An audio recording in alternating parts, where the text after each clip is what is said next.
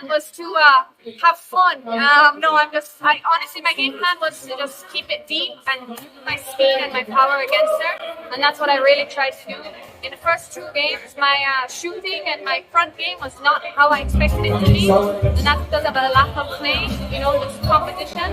But I went back to basics in the third game and was able to play my length game and deep. And it really paid off. I just want to say, first of all, I highly respect Mary as an opponent. She gives me the best fight, and I learned so much, whether I would win or lose from playing such an experienced player. I think first two games, I really gave my all. I had the energy.